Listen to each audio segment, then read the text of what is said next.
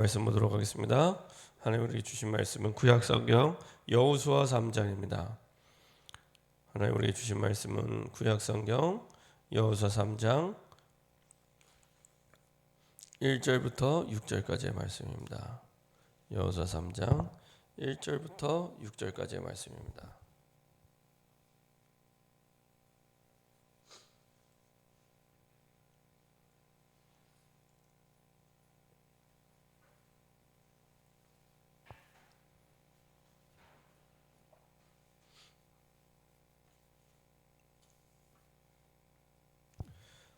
구약성경 여호수아 3장 1절부터 6절까지의 말씀입니다. 같이 한 목소리로 합독하도록 하겠습니다. 또 여호수아가 아침에 일찍이 일어나서 그와 모든 이스라엘 자손들과 더불어 시스팀에서 떠나 요단에 이르러 건너가기 전에 거기서 유숙하니라. 사흘 후에 관리들이 진중으로 두루다니며 백성에게 명령하여 이르되 너희는 레위 사람 제사장들이 너희 하나님 여호와의 언약궤 매는 것을 보거든 너희가 있는 곳을 떠나 그 뒤를 따르라. 그러나 너희와 그 사이 거리가 2000 규빗쯤 되게 하고 그것에 가까이 하지는 말라. 그리하면 너희가 행할 길을 알리니 너희가 이전에 이 길을 지나보지 못하였음이니라 아니라. 여호수아가 또 백성에게 이르되 너희는 자신을 성결하게 하라. 여호와께서 내일 너희 가운데 기이한 일들을 행하시리라. 여호수아가 또 제사장들에게 말하여 이르되 언약궤를 메고 백성에 앞서 건너라 하며 곧 언약궤를 메고 백성에 앞서 나아가니라. 아멘. 자, 한번 기도하고 말씀 나누도록 하겠습니다. 참 좋으신 하나님 감사드립니다. 하나님의 은혜 속에 우리를 부르시고 인도하시고 축복하심을 감사드립니다.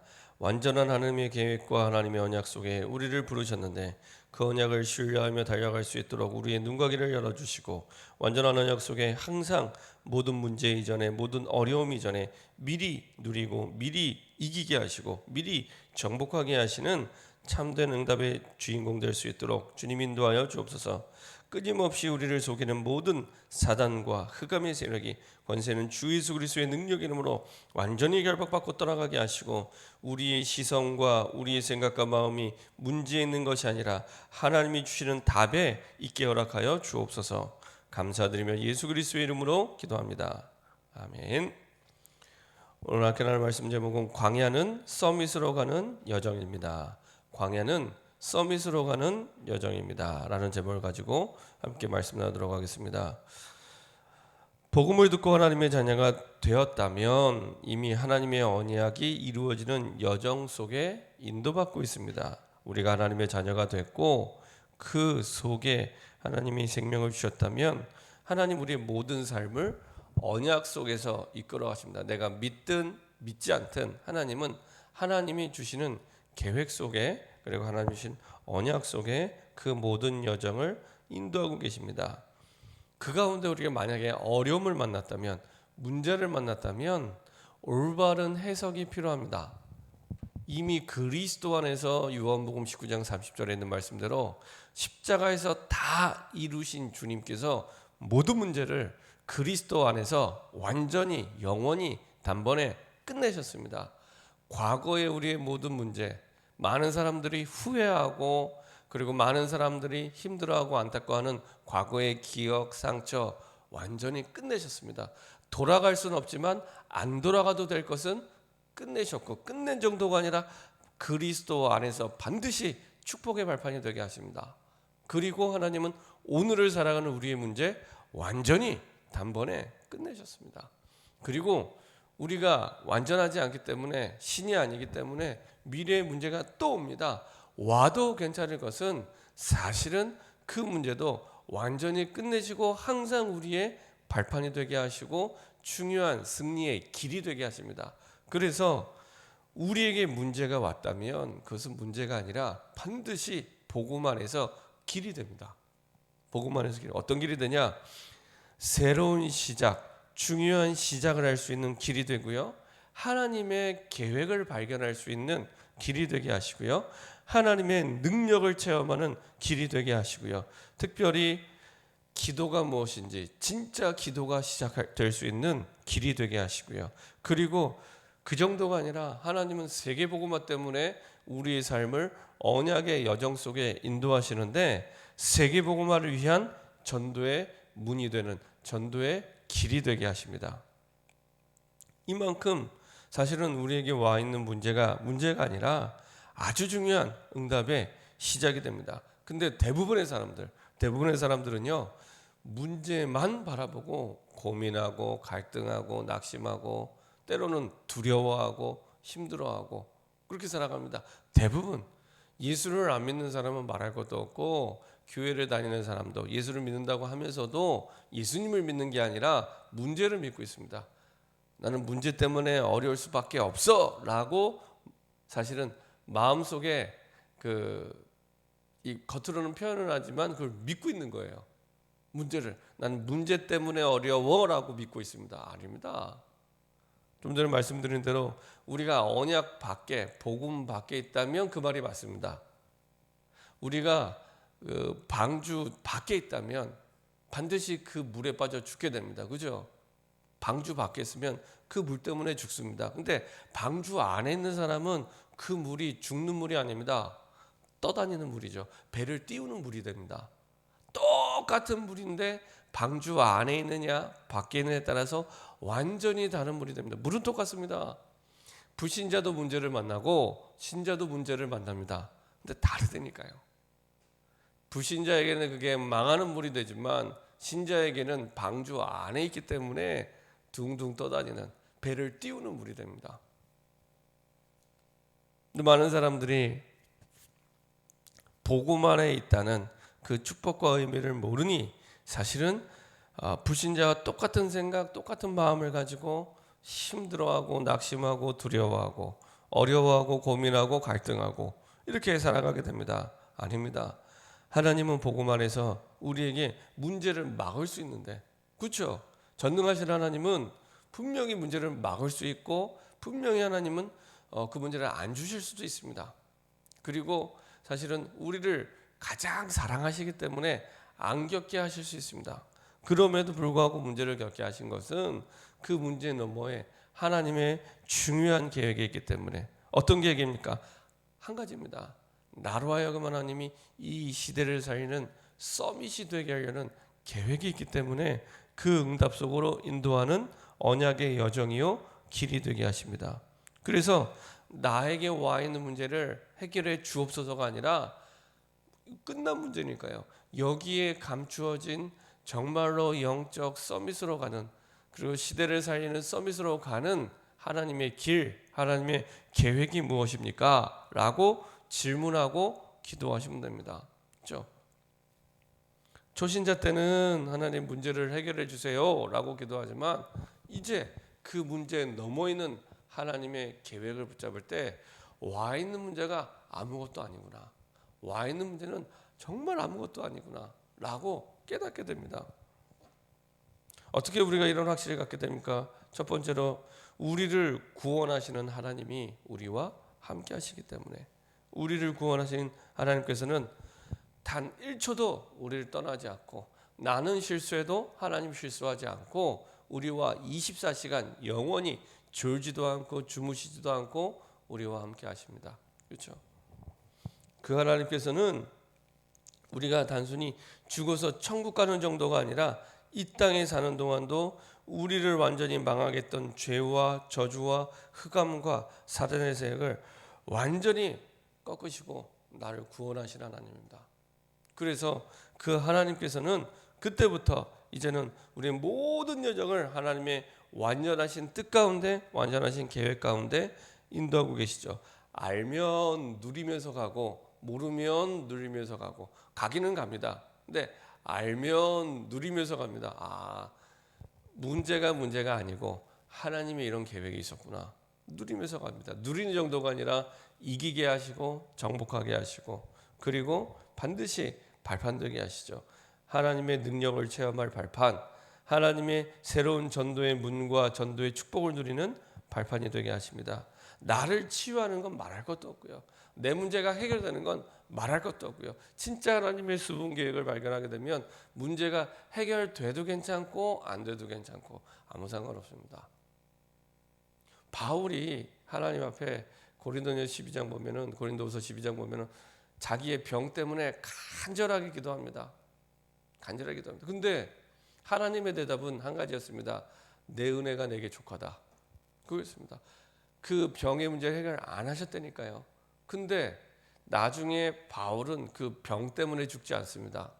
그 말은 바울의 인생과 바울의 생애가 그 병 때문에 할 일을 못하고 그리고 하나님 주신 축복을 못 누리고 그런 게 없었다는 얘기입니다. 아시는 것처럼 바울은 사실은 나중에 순교하게 됩니다. 그렇죠?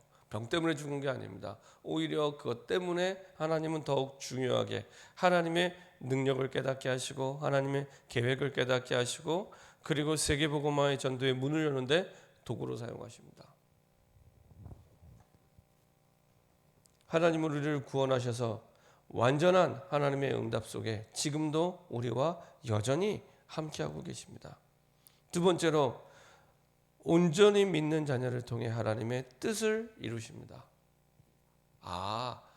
문제가 아니라 하나님의 계획이 있었구나. 요새 세상 사람들 말하는 대로 다 계획이 있었구나. 처음에는 몰랐는데 다 계획이 있었구나. 사람도 그럴 텐데 하나님은 완전한 계획 속에 절대 계획, 아무도 막을 수 없는 계획, 내 병도 막을 수 없고 나에게 와 있는 문제도 막을 수 없는 하나님의 계획 속에 우리의 모든 것을 결국에는 하나님의 뜻을 두고 이루어 가시고 인도해 가십니다.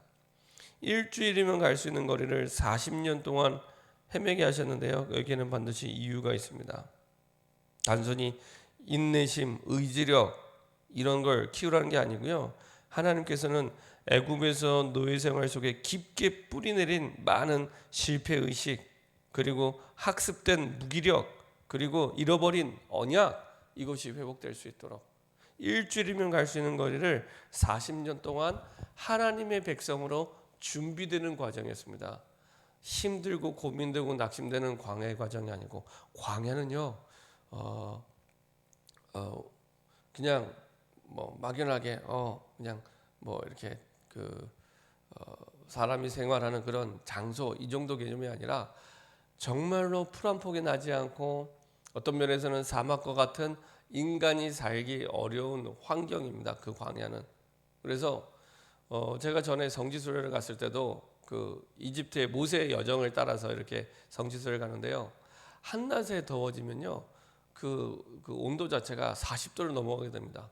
40도, 50도. 그러니까 정말로 그 구름 기둥이 아니면 인간이 살 수 없는 반대로 일교차가 너무 크기 때문에 불기둥이 아니면 또 사람이 살 수 없는 그리고 농사도 지을 수 없는 이스라엘 백성들이 광야에서 농사 지은 게 아닙니다.